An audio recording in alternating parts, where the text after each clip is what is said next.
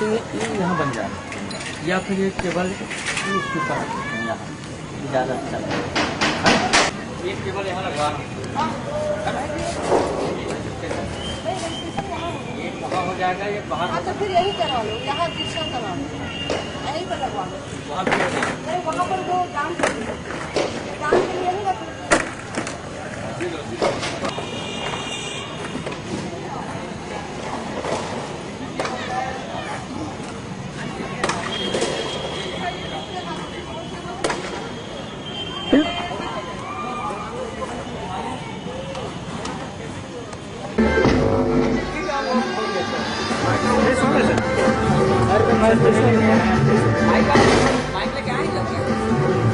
जल्दी में भागू फिर ले भैया प्रोजेक्टर वाले कौन है? प्रोजेक्टर वाले चल पहला हम लगा चलो लगा हुआ चालू। बंद कर दे, चालू कर दे। आवाज तो बढ़ाया था सर, नहीं आ रहा। रुको तो चलो हम लोग लगा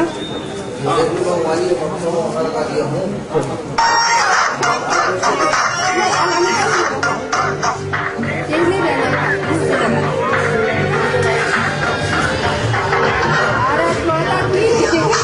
प्रकाश का वो है मेरे पर नहीं इसको लगा है।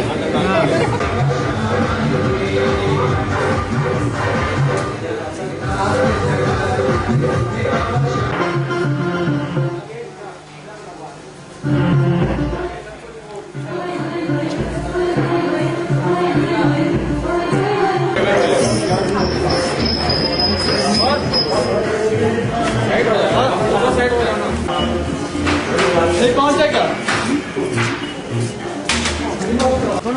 टेप है ना, वो दरवाजे के पीछे रखा हूँ मैं। हमारे बच्चे 2-3 और देखते हैं आए, बच्चे सारी थी और आते कोई टेस्ट है, फिर भी मैं बोली कि इनका प्रोग्राम तो संगीत में मिलेगा। टेस्ट के सब चलता है।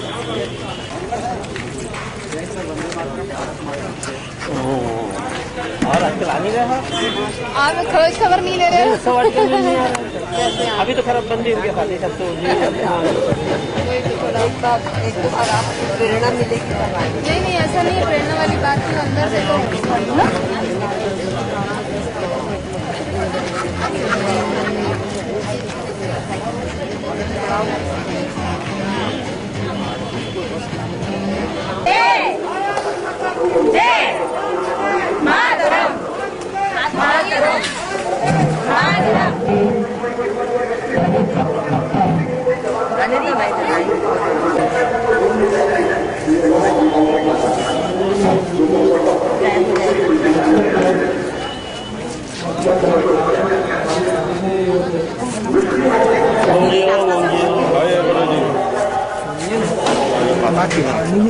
नहीं है, कोई बात नहीं है।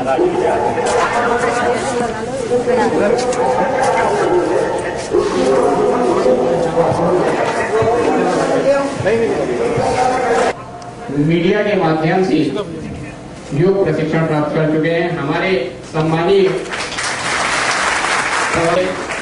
संस्कारधारी के सम्मानीय नागरिकों की ओर से हम उनका हृदय से स्वागत और अभिनंदन करते हैं।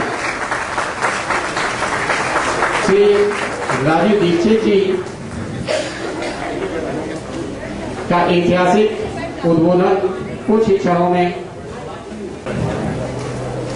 दीप प्रज्वलन के लिए हमारा अनुरोध श्री बजरंग केडिया जी, श्री पवन गौतम जी, श्री राजकुमार अग्रवाल जी, श्री गिरधर शर्मा जी, श्री सुरेश सिंह जी, श्री ज्योतिष गोयल जी, श्री राम स्नेही शर्मा जी, श्री संजय अग्रवाल जी, श्री दया सागर जी, श्री जय बहन जी, श्री रवि स्वर्णकार जी से भी हमारा अनुरोध। इधर से आ जाइए, इधर से आ जाइए।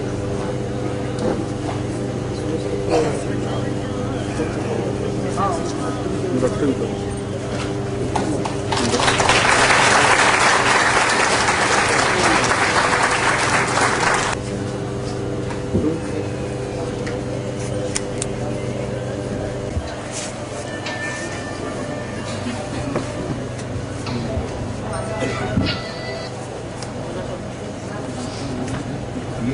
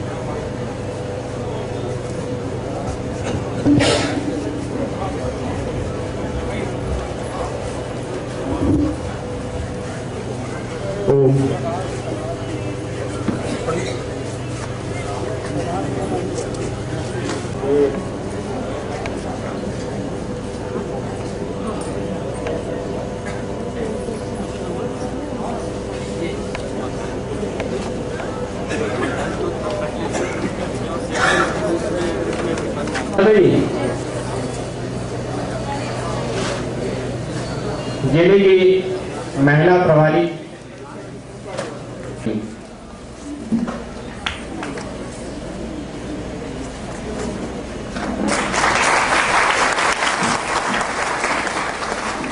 मंडल प्रभारी श्री स्वागत की इस श्री राजीव दीक्षित जी के उद्बोधन का वह यहाँ पहुंच चुके हैं और यथाशीघ्र वह आपके पास में मंच पर आपसे बात करेंगे। स्वामी जी का एक वाक्य, राष्ट्र धर्म से बड़ा कोई धर्म नहीं, राष्ट्र हित से, राष्ट्र देव से बड़ा कोई देव नहीं, राष्ट्र हित सर्वोपरि है। हर समय, हर सांस में, हर सोच में राष्ट्र का चिंतन, और यही उनकी जनता से अपेक्षा है कि वह हर समय राष्ट्र के विषय में सोचें। राष्ट्र के विषय में हम क्या करें।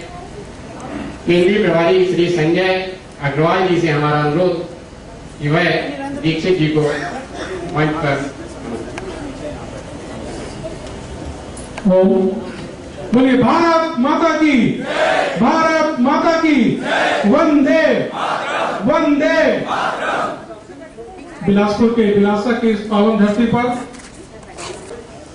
परम श्रद्धेय राजू भाई, जो पूरे देश में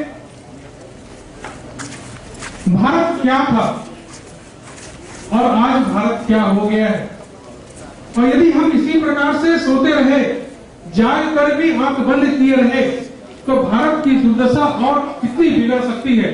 इन सबकी चेतावनी आपको देकर के, आपके अंदर के स्वाभिमान को जगा करके, और एक नए भारत का निर्माण आप सबके माध्यम से कैसे हो, और आपके अंदर के स्वाभिमान को जगाने के लिए न दिन का चैन न रात का चैन, सिर्फ अनवरत चलते रहना जिनकी नियति है, ऐसे हमारे परम ओजस्वी वक्ता आदरणीय राजू भाई जी यहाँ पर उपस्थित हो चुके हैं। और यही संख्या अमूमन बाहर भी बैठ करके राजीव भाई को सुनना चाह रही है, तो मैं आपके बीच में और राजीव भाई के बीच में कोई व्यवधान न बनता होगा, बड़े ही सादर और सम्मान के साथ में आमंत्रित करता हूं परम श्रद्धेय राजीव भाई जी को। हो आज की सभा में उपस्थित बिलासपुर नगर के सभी सम्माननीय नागरिक बंधुओं, मंच पर आसीन आज की सभा में सभी बहनों,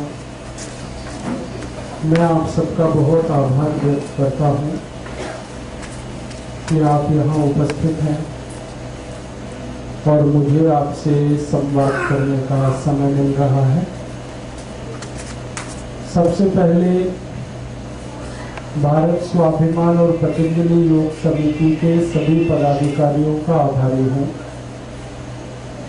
जिन्होंने आज ये व्यवस्था की और मुझे आपके सामने बात करने का मौका मिला। मैं अभिमान के विषय में बात करने आया हूँ और आपसे मेरी विनम्र प्रार्थना है कि जिनके पास भी मोबाइल फोन है वो उसको या तो साइलेंट मोड में रखें या बंद कर दें।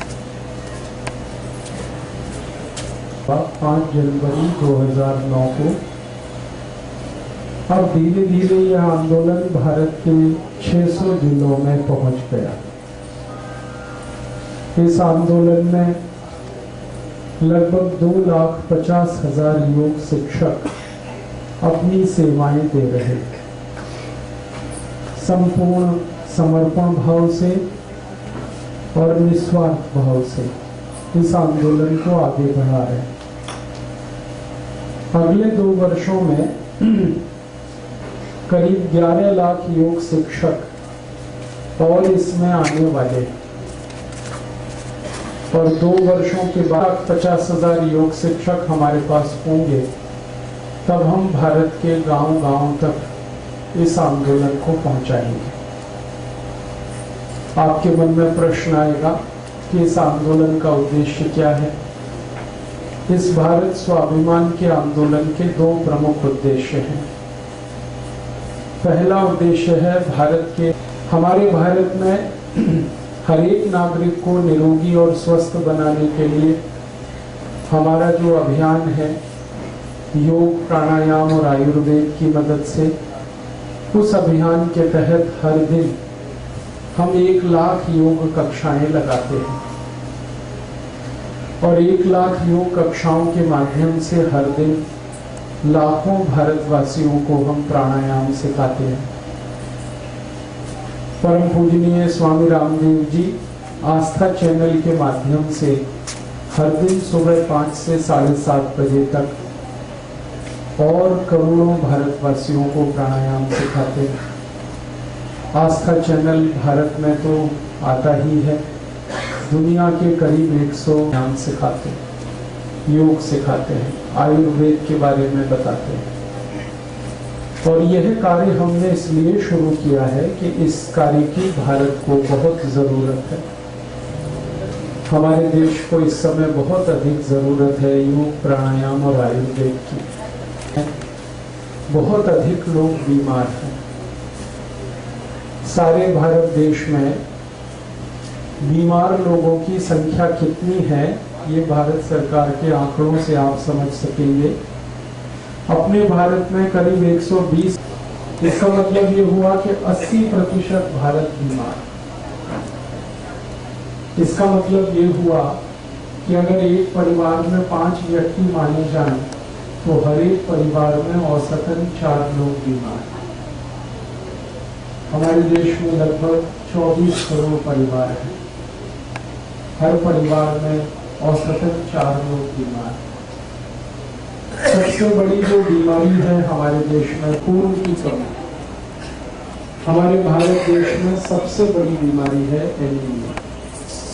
लगभग हमारे देश की 40 करोड़ माताएं, बहनें इस एनीमिया बीमारी की शिकार है और 30 करोड़ भाई हमारे देश में पुरुष इस बीमारी के शिकार है।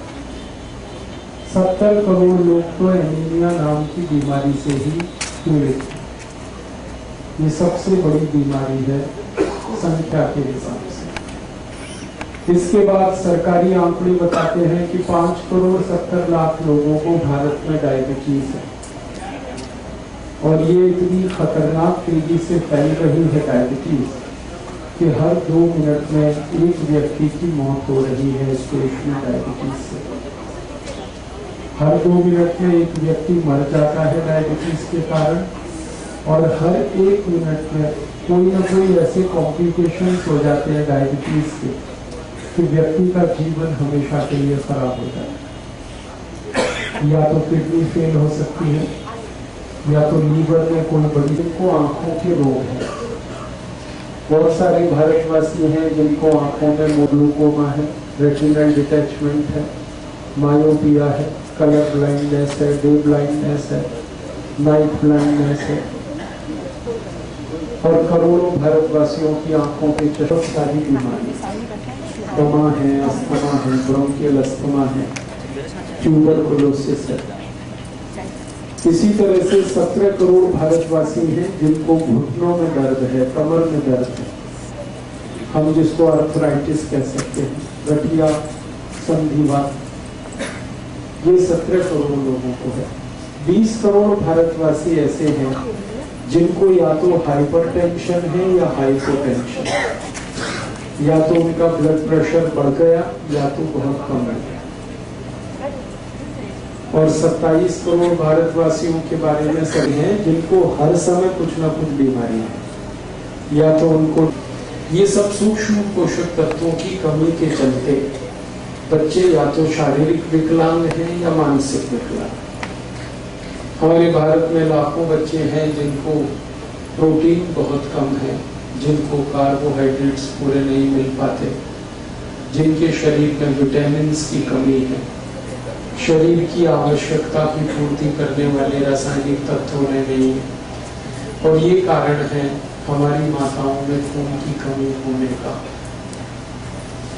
अपने भारत में बड़ी दुर्भाग्य की स्थिति है कि एक साल में 2 करोड़ 38 लाख बच्चों का जन्म होता है। इसमें से 56 लाख बच्चे जन्म लेने के कुछ महीनों में और कुछ 1 साल में मर जाते हैं। 80 से 90 लाख बच्चे एक तरफ सरकार बहुत सारी सुविधाएं बढ़ा रही है, चिकित्सा का तंत्र बहुत बड़ा हो गया। मैं आपको कुछ पुराने आंकड़ों के हिसाब से करूं तो आपको अंदाजा तुरंत लगेगा। जैसे हम 1951 में इस देश में दवाएं बहुत कम बनाते थे, हमारे भारत में दवाएं बहुत कम बनती थी।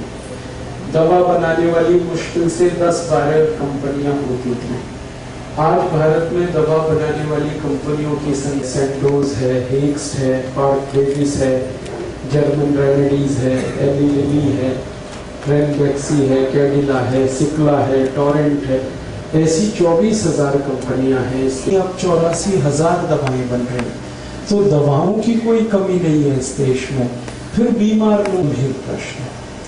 और एक बात कहूँ आपसे, जब 1951 में हमारी जनगणना शुरू हुई थी तब पता चला था कि भारत में हॉस्पिटल्स बहुत कम थे उस समय।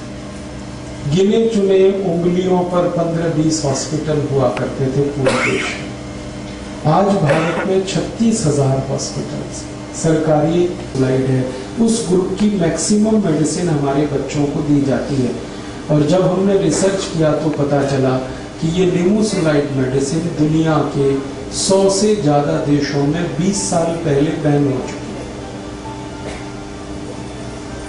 अमेरिका में ये मेडिसिन बैन है, कनाडा में बंद है, जर्मनी में बैन है, फ्रांस में बैन है, स्वीडन, स्विट्जरलैंड, डेनमार्क, नॉर्वे में ये दवा बंद है, ब्रिटेन में ये दवा बंद है।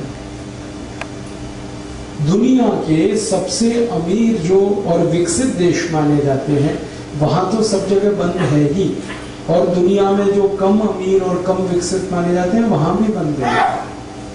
कारण बहुत साइड इफेक्ट्स हैं इस दवा के। हजारों बच्चे दुनिया में इस निमोसुलाइड दवा को खाने के बाद अंधे हो गए। स्थिति में ये दवा खाएंगे तो आपको आंतों में घाव हो जाएगा, इंटेस्टाइन में घाव, अल्सर जिसको हम कहते हैं। और वो जल्दी आपने घाव नहीं भर पाया तो वो कैंसर में भी बदल सकता है। इसलिए दुनिया भर के डॉक्टर सब क्विलोक्विनोल का प्रिस्क्रिप्शन बंद कर चुके। ऐसे ही 2 मेडिसिन है, मैक्साफॉर्म और एंट्रोबायोफॉर्म, कि दुनिया भर में बंद हो चुकी हैं 25-30 साल पहले। कई देशों में तो 40 साल पहले बंद है, लेकिन भारत में तो धड़ल्ले से बिक रही। और दुर्भाग्य से ऐसी भारत में 83,650 दवाएं बिक रही। मैंने तो 2-3 के ही नाम लिए क्योंकि समय की बहुत कमी है, ज्यादा देर में इसमें बात नहीं कर पाऊंगा। लेकिन आपको मैं कहना चाहता हूं कि इतना बड़ा घोटाला हमारे देश में चिकित्सा के क्षेत्र में चल रहा है कि जो जहरीली दवाएं हैं, बेकार की दवाएं हैं, जिनकी हमें कोई जरूरत नहीं है, वो हमें खिलाई जा रही है। आप बोलेंगे इसका कारण क्या है? इसका कारण है भ्रष्टाचार, करप्शन। ऐसी है जो दूसरे देशों से आई हैं, मल्टीनेशनल से, विदेशी कंपनियां, और वो ऐसी दवाएं बना रही हैं जिनको वो अपने देशों में नहीं बनाते। मैं आपको नाम लेके बताऊंगा। एक बहुत बड़ी कंपनी है, उसका नाम है प्रॉक्टर एंड गैम्बल। ये अमेरिका से आई है और ये भारत में एक ऐसी दवा बनाती है जिसको अमेरिका में वो कभी भी नहीं बना सकते, क्योंकि अमेरिका में वो मेडिसिन कई साल पहले बंद हो चुकी है। आराम से मिल जाए, कोई तकलीफ नहीं है।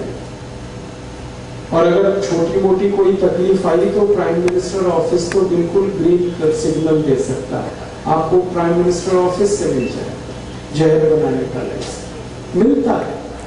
मैं ये ऐसी हवा में बात नहीं कर रहा। एक अमेरिकन कंपनी हमारे यहाँ आई थी, यूनियन कार्बाइड। इसको एक ऐसा जहर बनाना था जो दुनिया में कहीं नहीं बनता। उसको वो पेस्टिसाइड इंसेक्टिसाइड के लिए इस्तेमाल करना, उसका नाम उन्होंने उनके घरों के बिजली के बिल कंपनियां पे कर। इतना बुरा हाल है इसकी सिस्टम। आते हैं डॉक्टर्स के क्लिनिक में, उनको लालच देते हैं कि देखो ये मेडिसिन का प्रेस्क्रिप्शन करो इतना पैसा, इसका करो इतना, इसका करो इतना। डॉक्टर उस चक्कर में ये सब करते हैं।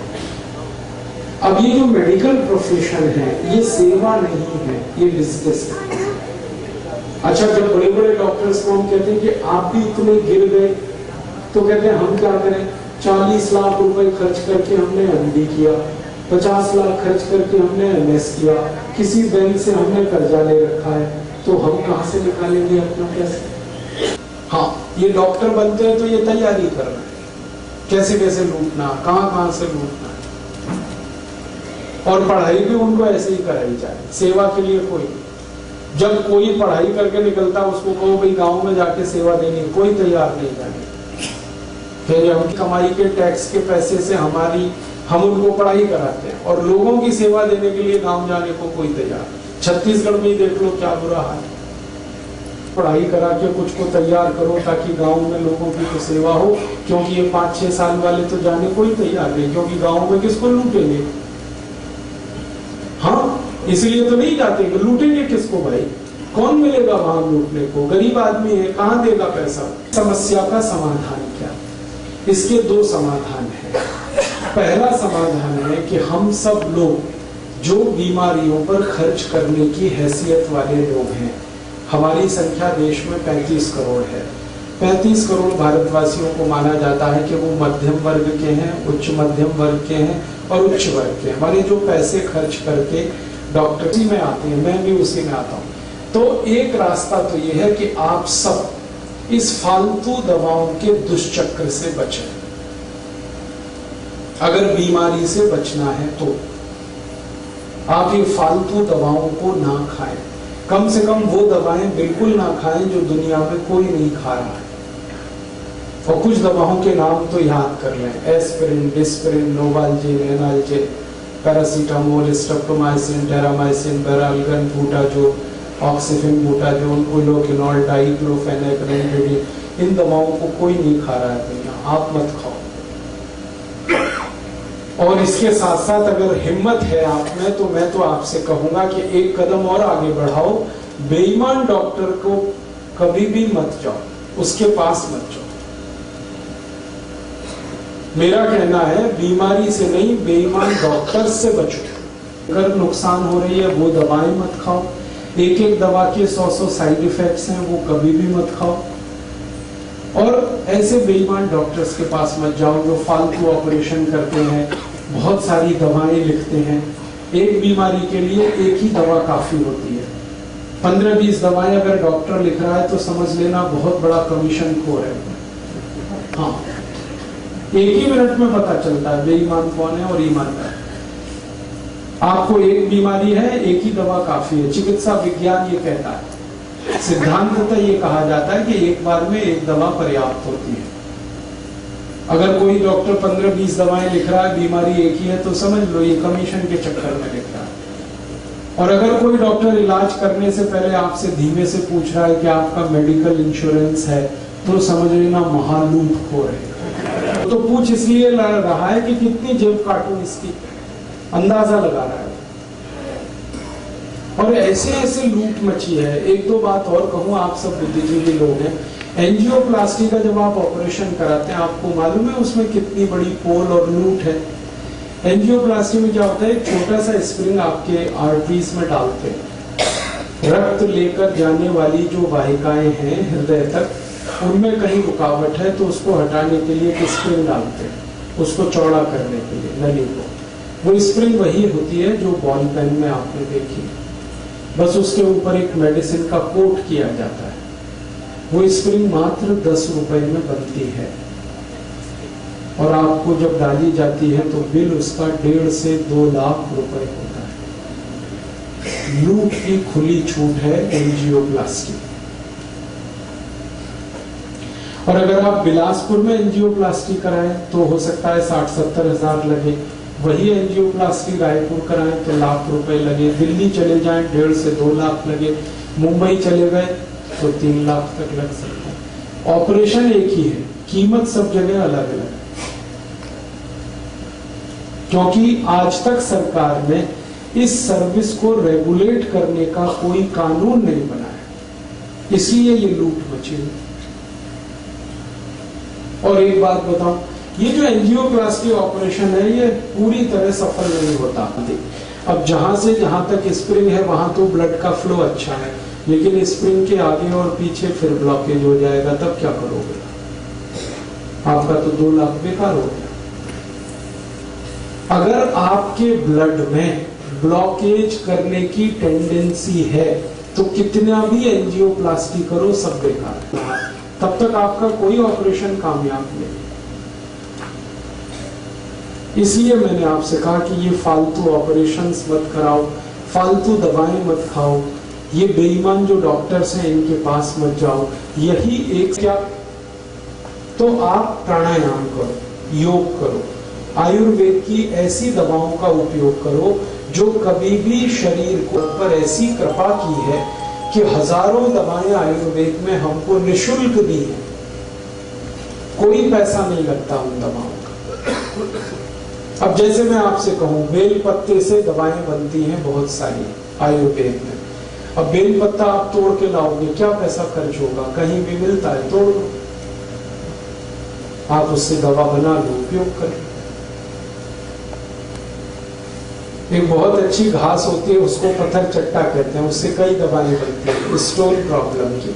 सड़क पे लगी हुई है। अभी मैं आ रहा था मुंगेली से बिलासपुर, तो थोड़ी नजर इधर उधर डाली तो कितनी दवा लगी हुई है पत्थर चट्टा सड़क पे घास के रूप में। तोड़ लो, इस्तेमाल करो। ऐसी हजारों दवाएं हैं। किसी पेड़ का पत्ता दवा है, किसी पेड़ की जड़ दवा है, किसी पेड़ का तना दवा है, किसी पेड़ का फल दवा है, किसी पेड़ का फूल बहुत अच्छी दवा है। और हजारों तरह के पेड़ प्रकृति ने हमें दिए हैं, हमको तो बस पहचानने की देर है। दवाएं तो सब है हमारे पास। तो आप ऐसी दवाओं का उपयोग करें। और ये दवाएं जो है ना बहुत अच्छे से गंभीर बीमारियों को ठीक करती है, बहुत अच्छे से। बस एक बार हमें उपयोग करके देखने की देर है। तो मेरा निवेदन है कि आप आयुर्वेद की दवाएं उपयोग करो जिनमें कोई पैसे भी खर्च नहीं होते, शरीर को दुष्परिणाम नहीं होता। और दूसरा, योग प्राणायाम करो, इसमें तो कुछ भी खर्चा नहीं। प्राणायाम करने में तो श्वास निकालना और श्वास लेना, इसी पूरी प्रक्रिया को सीखना है। और पिछले 10 वर्षों में परम पूजनीय स्वामी रामदेव जी ने भारत के और भारत के बाहर के करोड़ों लोगों को प्राणायाम सिखाकर हर उस बीमारी से ठीक कर दिया जो एलोपैथी में कभी ठीक नहीं होती। आप जानते हैं डायबिटीज का कोई ट्रीटमेंट नहीं है एलोपैथी में, लेकिन प्राणायाम से ठीक होती है।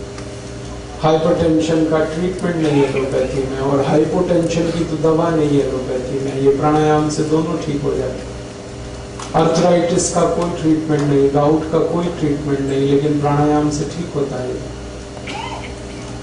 हमारे शरीर में कई गंभीर बीमारियां हैं। माताओं को गर्भाशय में गांठ हो जाए, ट्यूमर हो जाए, कोई नहीं करेगा ठीक उसको एलोपैथी में, प्राणायाम से ठीक होता है। ब्रेन ट्यूमर ठीक होता है, यूट्रस ट्यूमर ठीक होता है, ओवरी का ट्यूमर ठीक हो जाता है, सर्विक्स का कैंसर ठीक होता है, थ्रोट कैंसर ठीक हो रहा है, ओसियोफेगस ट्यूब कैंसर ठीक हो रहा है। कैंसर में प्राणायाम काम कर रहा है और कैंसर ठीक हो रहा है। और कैंसर इतने अच्छे से और अब अमेरिकन साइंटिस्ट आने वाले हैं। जनवरी के महीने में बहुत बड़ा कॉन्फ्रेंस हो रहा है हरिद्वार में, इंटरनेशनल कॉन्फ्रेंस हो रहा है। उसमें आ रहे हैं बहुत सारे विशेषज्ञ ये सीखने जानने कि कैंसर कैसे ठीक हो रहा है प्राणायाम से। तो जब प्राणायाम से कैंसर ठीक हो रहा है, डायबिटीज ठीक हो रही है, हाइपरटेंशन ठीक हो रहा है, अर्थराइटिस ठीक हो रहा है, दमा ठीक हो रहा है, ट्यूबरकुलोसिस ठीक हो रहा है, जो बीमारियां बिल्कुल लाइलाज मानी जाती हैं दुनिया में वो ठीक हो रही हैं, तो हम क्यों ना इसका उपयोग करें, फालतू में एलोपैथी के चक्कर में पैसे बर्बाद करें। तो मेरी आपको यही एक सलाह है, निवेदन है कि आप प्राणायाम करें, योगासन करें और आयुर्वेद की कुछ दवाओं का उपयोग कर लें, तो आपकी लगभग हर बड़ी बीमारी आप ठीक कर पाएंगे। हमने पिछले 10 साल में ये करके देखा है कि 90% से ज्यादा बीमारियां तो हम खुद ही ठीक कर सकते हैं अपनी, 90% से ज्यादा।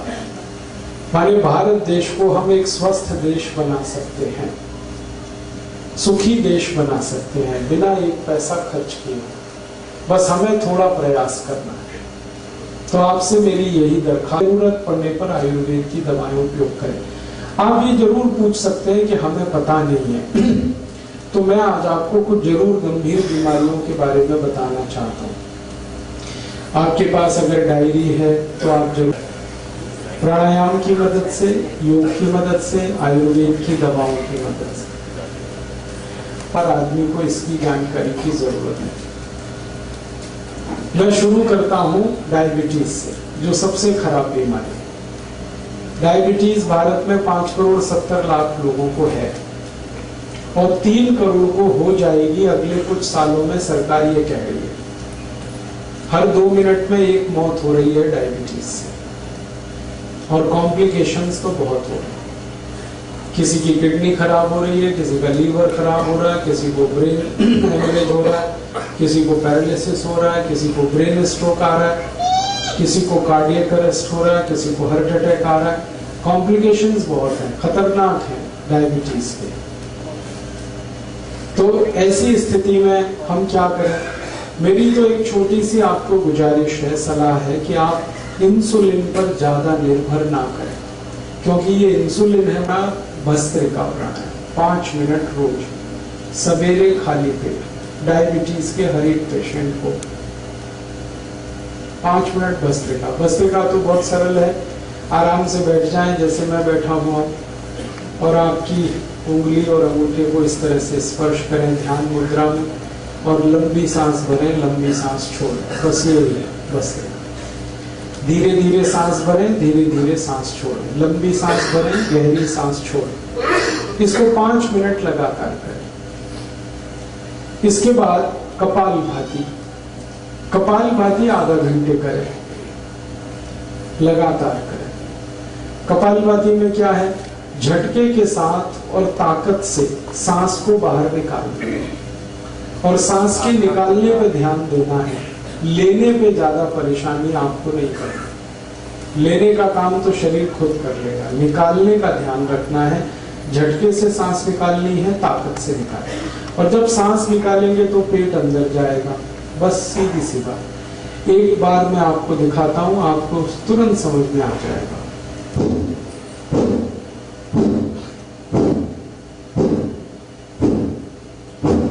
बस ये है कपालभाति प्राणायाम। आधा घंटे लगातार करें। अगर थक जाए तो बीच में थोड़ी देर रोक के फिर दोबारा शुरू कर दें, करना आधा घंटे। और तीसरा एक प्राणायाम करना है अनुलोम विलोम। अनुलोम विलोम में क्या करना है आपको? आपकी दाहिनी नाक को दाहिने अंगूठे से बंद करें और बाईं नाक से पूरी सांस को निकालना है। फिर बाईं नाक से सांस को भरें और दाहिनी नाक से निकाल दें। फिर दाहिनी नाक से सांस भरें, बाईं नाक से निकाल दें।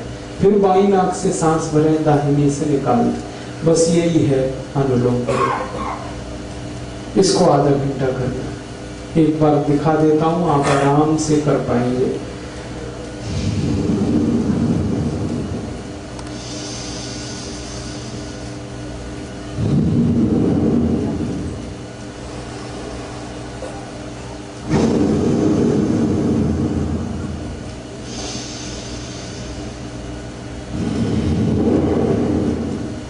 बस आधा घंटे ये कर दें, अनुलोम विलोम आधा घंटे कपालभाति, 5 मिनट भस्त्रिका। ये बहुत अच्छा ट्रीटमेंट है डायबिटीज के लिए।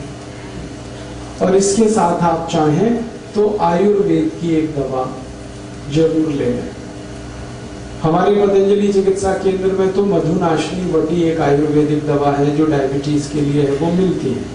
लेकिन आप चाहें तो अपने घर में भी बना सकते। 100 ग्राम मेथी का दाना ले लें और इसको धूप में सुखाकर पत्थर पे पीस के इसका पाउडर बना लें। 100 ग्राम तेज पत्ता ले लें। इसको 100 ग्राम जामुन की गुठली ले लें, जामुन का बीज। इसको धूप में सुखाकर इसको पीसकर इसका पाउडर बना लें। और 250 ग्राम बेल पत्र के पत्ते ले लें। इसको धूप में सुखाकर इसको पीसकर इसका भी पाउडर बना लें। तो 250 ग्राम बेलपत्र के पत्ते, उसको सुखाकर पीस के पाउडर बनाना। 150 ग्राम जामुन का बीज या जामुन की गुठली, उसको सुखाकर पीस कर पाउडर बनाना। 100 ग्राम मेथी का दाना और 100 ग्राम तेज पत्ता, ये चारों को पीस लिया, पाउडर बन गया। अब ये आपस में मिक्स कर लें, सबको एक दूसरे में मिला दें, बस यही दवा है। इसको कैसे खाएंगे? 1 चम्मच सुबह ले लें गर्म पानी के साथ, खाना खाने से घंटे भर पहले, और 1 चम्मच शाम को ले लें जब रात का खाना खाते हैं ना, उससे 1 घंटे पहले। तो सुबह शाम 1-1 चम्मच पाउडर गर्म पानी के साथ खाना खाने से घंटे भर पहले। 1.5-2 महीने अगर आपने ये दवा ले ली लगातार और ये प्राणायाम कर लिया, तो ये पक्का मान लीजिए कि आपकी डायबिटीज बिल्कुल ठीक हो जाएगी। कोई कारण नहीं है ना, बहुत सही इसके लिए, हजारों साल से। और ये टाइम टेस्टेड मेडिसिन है। टाइम टेस्टेड माने समय पर जिन दवाओं की परीक्षा हो चुकी है और खरी उतरी है। हमारे जो पुराने वैद्य हैं ना, वो सब इस्तेमाल करते रहे इन दवाओं। आयुर्वेद में इनका बहुत अच्छे से वर्णन है, शुगर को कंट्रोल करने और ठीक करने। तो आप ये दवा खाएंगे और प्राणायाम करेंगे। बस एक ही बात है जो सावधानी आपको रखनी है, परहेज।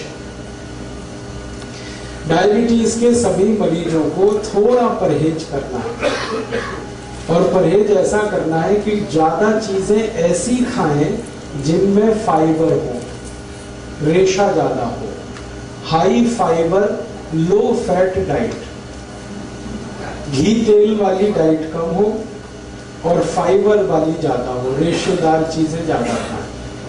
सब्जियां सब में रेशे हैं वो खाएं। दाल जो खाएं वो छिलके वाली खाएं, क्योंकि उनमें रेशा बहुत होता है। छिलके वाली सब दाल खाएं। मोटा अनाज ज्यादा खाएं, मोटे अनाज में फाइबर बहुत होता है, तो मोटा अनाज खाएं। दाल सभी छिलके वाली, सब्जियां भरपूर खाएं। फल आदि ज्यादा ऐसे खाएं जिनमें रेशा बहुत है। तो आपको ऐसी डाइट लेनी है जो हाई फाइबर है और फैट में कम है। और दूसरा एक परहेज है, चीनी ना खाएं, चीनी छोड़, क्योंकि डायबिटीज की इस पूरी बीमारी को ठीक होने में चीनी सबसे बड़ी रुकावट है। आप जो चीनी खाते हैं ना, इसमें तकलीफ ही तकलीफ है। आपको 1-2 बात मालूम है चीनी के बारे में कि इसमें कोई ऐसा, ये तो एक बात है, और जिसके साथ आप इसे खाओगे उसे भी हजम नहीं होने देगा। जैसे खाने के साथ आपने चीनी खाई, तो चीनी तो हजम होगी नहीं, खाने को भी नहीं हजम होने देगी। इसमें है क्या जो आप खा रहे हो? मीठापन भी उसका आपके काम का नहीं है। देखो, जो मीठापन हमारे बहुत काम आता है उसका नाम है फ्रक्टोज। सुक्रोज भी एक मीठापन है, फ्रक्टोज भी एक मीठापन है। फ्रक्टोज जो है ना, वो काम आता है अपने शरीर को। फ्रक्टोज किस में होता है? चीनी को छोड़कर भगवान की बनाई हर मीठी चीज में फ्रक्टोज होता है। जैसे आम है पका हुआ, उसमें फ्रक्टोज है। केला है, उसमें फ्रक्टोज है। अंगूर है, नाशपाती है, अमरूद है, संतरा है, मौसम्बी है, सीधे शब्दों में कहूं उसे खाओ। और ये इंसान की बनाई हुई चीनी है, इसे मत खाओ, क्योंकि इंसान जो है ना वो शैतान हो सकता है, भगवान कभी शैतान नहीं होता। चीनी बनाता है आदमी और फल बनाए हैं सब भगवान ने। तो भगवान की बनाई गई मीठी चीजें भरपूर खाओ, उसमें कोई तकलीफ ज्यादा नहीं आएगी आपको। चीनी हटा दो अपने घर से। जो डायबिटिक पेशेंट है वो तो हटा ही दे। जो नॉन डायबिटिक है उनसे भी मेरी अपील है कि आप भी हटा दें। तो आप बोलोगे फिर हम क्या खाएंगे मीठा? गुड़ खाओ ना, गुड़ बहुत अच्छा है आपके। चीनी से 1000 गुना अच्छा है गुड़। मैं गुड़ और चीनी की जरा तुलना समझा दूं आपको। गुड़ में कैल्शियम भरपूर है, गुड़ में फास्फोरस भरपूर है, गुड़ में पोटेशियम भरपूर है, फ्री में। और भारतवासी तो ऐसे हैं कि फ्री में जहर भी मिले तो लेने को तैयार है। आप जानते हैं कोई भी आदमी जब पहली बार गुटखा खाता है तो फ्री में ही खाता है। हाँ, पहली बार तंबाकू खाएगा फ्री में खाएगा, पहली बार सिगरेट पिएगा फ्री में पिएगा, पहली बार दारू पिएगा फ्री में पिएगा, फिर बाद में पैसे लगाएगा उसमें। अंग्रेजों को हमारी ये कमजोरी का पता चल गया कि भारत में अगर कोई चीज फैलानी है तो फ्री में बांटो पहले, फिर यही भारतवासी खरीदेंगे उसे। चाय बेची उन्होंने तो ऐसे ही फ्री में पिलाई पहले, चीनी भी ऐसे ही लाए। तो हम चक्कर में फंस गए, पहले फ्री में लेते रहे, फिर आदत पड़ गई, फिर खरीद के। और आज ऐसा बुरा हाल है पूरे देश का कि सारा देश डूब गया इस चीनी। चाय में चीनी, दूध में चीनी, दही में चीनी, लस्सी में चीनी, मिठाइयों में चीनी। कई अद्भुत लोग तो ऐसे हैं जो दाल में भी चीनी डाल के खाते हैं। हाँ, बिना चीनी की दाल भी नहीं खाते, सब्जियों में चीनी डाल लेते। भला करे भगवान इन सबका जल्दी इनको बुद्धि आए, ये चीनी से मुक्त हो जाए। और मैं आपको एक गहरी बात कह रहा हूं कि अंग्रेजों ने यहाँ तो चीनी में डबो दिया, फंसा दिया हमको, और उनके अपने देश में वो सब चीजें शुगर फ्री बना रहे हैं आज तक। आप इंग्लैंड में जाओ, लंदन में बड़े डिपार्टमेंटल स्टोर्स में हर मिठाई शुगर फ्री मिल जाएगी। आप शुगर फ्री केक बन रहे हैं, शुगर फ्री चॉकलेट्स बन रही हैं, शुगर फ्री पेस्ट्रीज बन रही हैं। जो उनकी मिठाइयां हैं वो यही है, चॉकलेट, पेस्ट्री वगैरह वगैरह, वो सब शुगर फ्री बना रहे हैं और खा रहे हैं, खिला रहे हैं, और महंगी बिक रही है। फिर 120 किलो। ये सारा दुष्परिणाम चीनी का है। और चीनी से भी ज्यादा खतरनाक एक चीज इन्होंने बनाई थी, सैकरीन। पहले ये जागृति इतनी ज्यादा आ गई है, डॉक्टर्स लगे हैं, बड़े बड़े हेल्थ एक्सपर्ट्स इसमें लगे हैं, स्कूल में जा जाके बच्चों को कह रहे हैं शुगर फ्री खाओ कोई भी चीज। तो बच्चों ने वहां पेप्सी बंद किया है, कोका कोला बंद किया है, पेस्ट्रीज खा रहे हैं तो वो शुगर फ्री खा रहे हैं, चॉकलेट खा रहे हैं तो शुगर फ्री, और उन्हीं की बिक्री बढ़ रही है। तो वहां जागरूकता आ गई और वो समझ गए, और उन्होंने देखा कि उनके मोटापे का कारण चीनी है, उनके हाई ब्लड प्रेशर का कारण चीनी है, उनके देश में डायबिटीज का कारण चीनी है, ब्रेन स्ट्रोक का कारण चीनी है। अब तक जो रिसर्चेस हुई है वो बताती है कि चीनी 103 बीमारियों का कारण है। 103 डिसीज खाली चीनी से आती है। तो वो मना कर रहे हैं कि मत खाओ, और अच्छे से उनके यहाँ ये बात चल पड़ी है। सांसद शुगर लॉबी के हैं और इन्होंने कंट्रोल कर रखा है पूरे देश की पॉलिटिक्स को। प्राइम मिनिस्टर कोई बने, चलती ही नहीं की, और हर पार्टी में घुसे हो। और ये एक भी ऐसा कानून नहीं बनने देते जो चीनी के खिलाफ जाए। आपको मालूम है गन्ना सबसे सस्ता खरीदा जाता है इस देश में, और चीनी सबसे महंगी बिकती है इस देश में। ये क्या चक्कर है भाई? लूट रहे हैं ये सारे देश।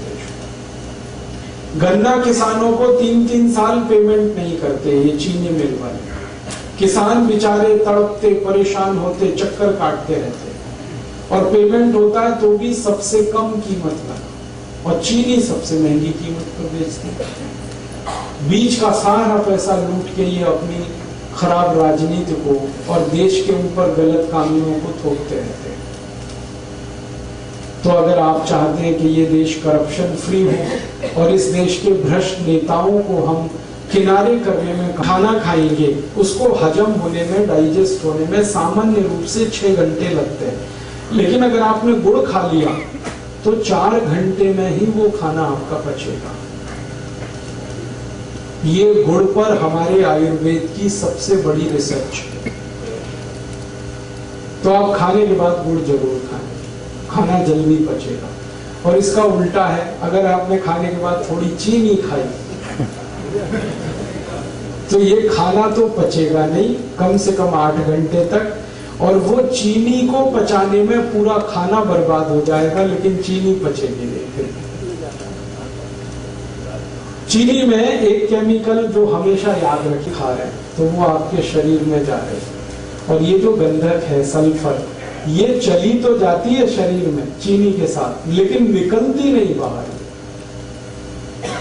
हमारे शरीर की ऐसी व्यवस्था है जिसमें कोई गंदगी, कोई कचरा गया तो या तो यूरिन के साथ निकल जाएगा, पेशाब के साथ, नहीं तो स्टूल के साथ, मल के साथ, नहीं तो पसीने के साथ निकल जाएगा, कभी जरूरत हुई तो बलगम के साथ निकल जाएगा। भगवान ने व्यवस्था बना रही, लेकिन चीनी का जो सल्फर है ये नहीं निकलता, ये जमा होता रहता है, रक्त में जमा होता है, खून में जमा होता है, और एक लिमिट जब ये क्रॉस कर जाती, भारत से गए तो चीनी भी उनके साथ हम भेज देते, सारी चीनी मिलें उठा के वो ले जाते यहाँ से, क्योंकि इसमें कबाड़ और कचरा है और कुछ है नहीं, तो देश का भला हो जाता।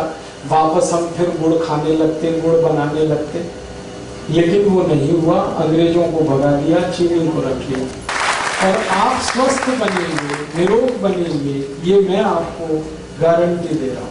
आप चीनी छोड़ के आज से शुरू करके देखिए, 15 दिन में वेट कर लीजिए, आपको आश्चर्य लगेगा कि आपका वजन कम हो रहा है। 15 दिन में कितना भी वेट आपका बढ़ा है, चीनी छोड़ के देखिए, सब वजन कम हो जाए।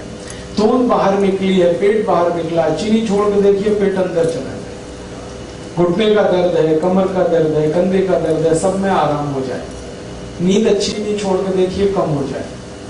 माइग्रेन आपका जो है ना बहुत तकलीफ दे रहा है, चीनी छोड़ के देखिए, खत्म हो। एक चीनी छोड़ते ही बहुत तरह के रिलीफ होना शुरू होते हैं, और आप सबसे बड़ा रिलीफ ये पाएंगे कि आपको शरीर हल्का लगेगा हर तरह से। छोड़ के देखिए, हमने हजारों की छुड़वाई और सब एक ही बात कहते हैं, वजन कम हो गया, पहले से अच्छी नींद आ रही है, घुटने का दर्द कम हो गया, कमर का दर्द कम हो गया, कई तरह की सर्दी, जुकाम, तरह तरह की स्नोफीलिया, साइनस जैसी बीमारियों में रिलीफ आया, क्योंकि खून शुद्ध होने लगा ना, तो सब ठीक ही होने वाला है। तो आप इसको करिए और दूसरों को भी बताइए, और आप इस काम को थोड़ा गंभीरता से कर पाए तो आप स्वस्थ होने के रास्ते पर आगे बढ़ जाएंगे, बीमारियां बहुत कम हो जाएंगी। तो डायबिटीज के बहाने मैंने आपसे ये बात कही, थोड़ा जल्दी जल्दी 2-3 बातें और कह दूं। सबकी बात हुई, हाई ब्लड प्रेशर आपको है तो आप तीनों प्राणायाम करिए, भस्त्रिका 5 मिनट, कपालभाति आधा घंटा, अनुलोम विलोम आधा घंटा, और हर दिन थोड़ी कुछ आयुर्वेदिक दवाएं ले लीजिए जो घर में ही है। जैसे बहुत अच्छी दवा आपके घर में है दालचीनी, दालचीनी मसाले के रूप में आप यूज करते हैं, वो आप खाइए। आधा चम्मच शहद, आधा चम्मच दालचीनी गर्म पानी के साथ, बहुत अच्छी दवा है। इन दोनों में से कोई एक, या तो वो या तो वो। दूसरी, आधा चम्मच लीजिए, 1 गिलास गर्म पानी में रात को भिगा दीजिए, रात भर पड़ा रहने दीजिए उसको पानी में, सवेरे उठकर पानी को पी लीजिए और मेथी दाने को चबा के खा लीजिए। ये बहुत जल्दी आपका हाई बीपी ठीक करेगा, 1.5 से 2 महीने में बिल्कुल नॉर्मल कर देगा। और एक तीसरी दवा है हाई बीपी के लिए, अर्जुन की छाल। अर्जुन एक वृक्ष होता है, कहीं भी मिलता है, छत्तीसगढ़ में तो शायद हर जिले हर गांव में मिल जाता है। ये वृक्ष का 25-30 रुपए किलो में मिलेगी, बहुत सस्ती। इस अर्जुन की छाल को धूप में सुखा के पत्थर में पीस के बना लीजिए इसका पाउडर। आधा चम्मच पाउडर आधा गिलास गर्म पानी मिला के ले लीजिए। बहुत अच्छा होगा कि आधा चम्मच अर्जुन छाल पाउडर को आधा गिलास गर्म पानी में अर्जुन की छाल। और एक अच्छी दवा है अपने घर में, उसका नाम है लौकी का रस। 1 कप 5 पुदीना पत्ता, 5 तुलसी पत्ता मिला के 3-4 काली मिर्च पीस के ये सब डाल के पीना, बहुत अच्छे से आपका बीपी ठीक करेगा। और ये हृदय को भी बहुत व्यवस्थित कर देता है।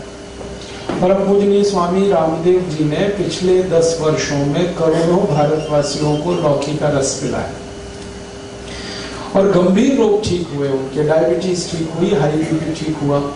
आज स्थिति ये है कि जो लौकी कभी 2 रुपए किलो बिका करती थी, अब वो 20 रुपए किलो हो गई, क्योंकि डिमांड बढ़ी ना तो कीमत बढ़ गई। हमें इसका कोई अफसोस नहीं, अगर थोड़ी कीमत भी बढ़ी तो फायदा किसी किसान को ही मिल रहा। आप चाहें तो लौकी को अपने घर में भी लगा सकते हैं, थोड़ी भी कच्ची जमीन है लौकी आराम से होती है। और लौकी के बारे में कहा जाता है कि खराब से खराब जमीन पे लौकी की बेल फैला दीजिए तो नीचे का तापमान कम हो जाएगा, अंदर का।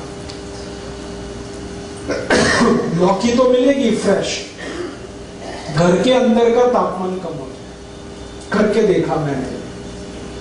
और इसमें कम से कम 3 से केबी पास है, 10 फीट लंबी 10 फीट चौड़ी। तो इसमें कम से कम 100 वर्ग फीट की छत में 5,000 रुपए की लौकी पैदा कर सकते हैं, कम से कम। खुद खा सकते हैं, पड़ोसियों को खिला सकते हैं, क्योंकि ये बहुत भरपूर फल देने वाली है। बेल क्रीपर है, सूर्य के प्रकाश को ज्यादा अवशोषित करके काम करने वाला ये पौधा है। तो आप लौकी का रस पिए, बहुत अच्छा है। बेल पत्र के पत्ते ये हाई ब्लड प्रेशर में बहुत काम आते हैं, आप इसको उपयोग करिए।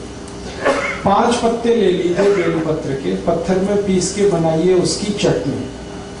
और जो चटनी बन गई बेल पत्र के पत्ते की, उसको 1 गिलास पानी में डाल के खूब गर्म कर दीजिए। इतना ये सबसे जल्दी हाई ब्लड प्रेशर को ठीक करता है। और ये बेलपत्र आपके शुगर को भी नॉर्मल कर देगा। जिनको हाई ब्लड प्रेशर और डायबिटीज दोनों हैं, उनके लिए ये सबसे अच्छी दवा है बेलपत्र। शुगर भी ठीक होगी, ब्लड प्रेशर भी ठीक। और ये बेलपत्र वही है जो हम शंकर भगवान को अर्पित करते हैं। मेरा एक निवेदन है कि आप जब शंकर भगवान को बेलपत्र अर्पित करते हैं तो शंकर जी का स्पर्श करा के ये वापस ले आइए, क्योंकि ये प्रसाद है। आप वहां मंदिर में छोड़ देते हैं बेलपत्र को, पुजारी क्या करता है, वो इकट्ठा करके कचरे के डिब्बे में फेंक देता है। मैंने इसका हिसाब निकाला था कि जितने शंकर जी के मंदिर भारत में हैं, सावन के महीने में, सावन का महीना सबसे ज्यादा, हमारे आधा कप रोज सुबह खाली पेट। हमारी भारत की जो गाय है, जिसको हम देशी गाय कहते हैं, स्वदेशी गाय कहते हैं, इसका आधा कप मूत्र रोज सुबह खाली पेट कोई भी पिए, हाई ब्लड प्रेशर बहुत जल्दी ठीक होता है। और ये गोमूत्र बहुत अद्भुत है, ये हाई ब्लड प्रेशर को ठीक करता है, ये लो बीपी को भी ठीक कर देता है, दोनों में काम आता है। और यही गोमूत्र डायबिटीज को भी ठीक कर लेता है। अगर आप खाली गोमूत्र पी रहे हैं तो आपकी शुगर भी ठीक होगी, बीपी भी ठीक होगा। और ये गोमूत्र पिए ना तो घुटने का दर्द भी ठीक होता है, अर्थराइटिस, गाउट दोनों ठीक होता है। ये अगर गोमूत्र आप पी रहे हैं तो दमा भी ठीक होता है, अस्थमा ठीक होता है, ट्यूबरकुलोसिस ठीक हो जाता है गोमूत्र से। हमने परीक्षण करके देखा है कि अगर किसी व्यक्ति को आप एलोपैथिक मेडिसिन दें, उनकी ट्यूबरकुलोसिस एक बार ठीक होती है, दोबारा नहीं आती। इतना प्रभावी है, क्योंकि एलोपैथी में तो कोई दवा नहीं। देखो आप आयुर्वेद में बहुत दवाएं हैं, भरपूर दवाएं हैं लोगों की। सबसे अच्छी दवा है गुड़। ये जो गुड़ है ना, ये पानी में घोल के नमक मिला के नींबू का रस डाल के पिए। 1 गिलास पानी, 15-20 ग्राम या 25 ग्राम तक गुड़ मिलाओ, और उसमें डालो नमक और डालो नींबू का रस और पी लो। दिन में 2-3 बार पी लो, लो बीपी सबसे जल्दी ठीक होगा इससे। और एक अच्छी दवा है लो बीपी की, बहुत बढ़िया दवा है। अगर आपके पास थोड़े से पैसे हैं तो रोज अनार का रस पियो, नमक डालो, बहुत जल्दी लो बीपी ठीक होगा।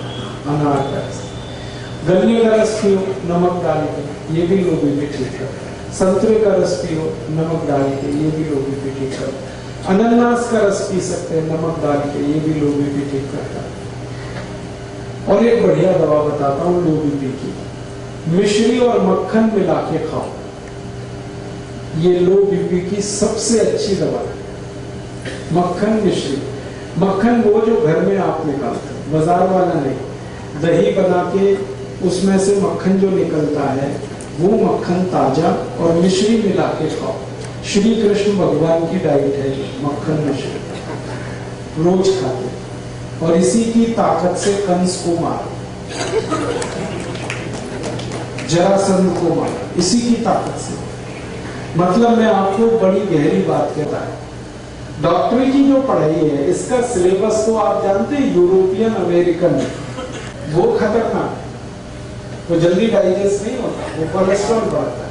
लेकिन हम जो दही में वो चलाते हैं ना, क्या कहते हैं उसको, मथानी, दही में मथानी चला के जो मक्खन निकलता है, ये सबसे जल्दी डाइजेस्ट होने वाला फैट है, इससे जल्दी कोई चीज नहीं हजम होती।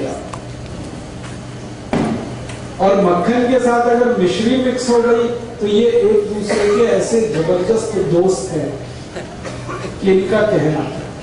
मेरा तो आप सभी को निवेदन है कि आपके घर के छोटे लो बीपी में इतने अच्छे ला के पिए, 1 गिलास दूध, 1 चम्मच घी, और घी ये गाय वाला, ना मिले तो भैंस वाला भी चलेगा, लेकिन अच्छा गाय वाला, और गाय वही जो देशी। 1 चम्मच घी, 1 गिलास दूध, रोज रात को पी के सो जाओ। है नमक का पानी पियो, पानी में नमक डाल के पीते रहो।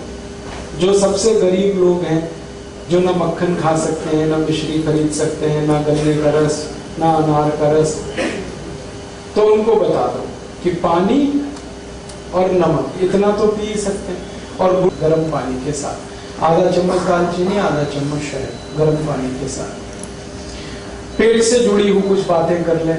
हमारे अजवाइन ले लें, कच्ची अजवाइन सबके घर में है, आधा चम्मच अजवाइन, 1 चम्मच गुड़, दोनों मिलाएं और चबा के खाएं, पीछे से गर्म पानी पी लें, और ये रात में ही खाएं सोते समय।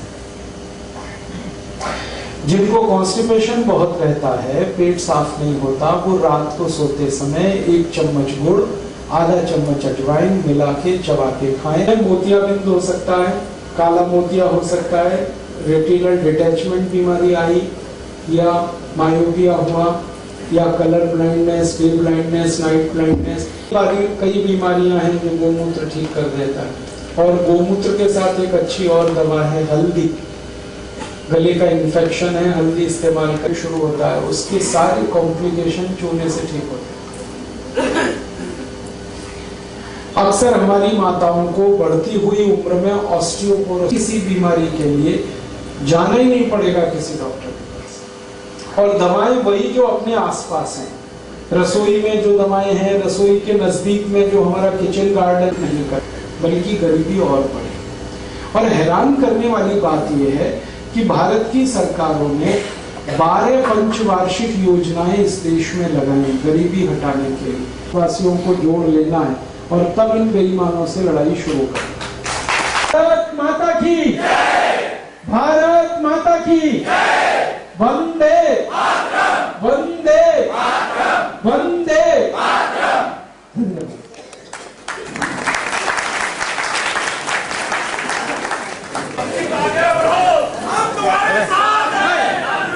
आप सभी उपस्थित महानुभाव, परम आदरणीय धन्यवाद।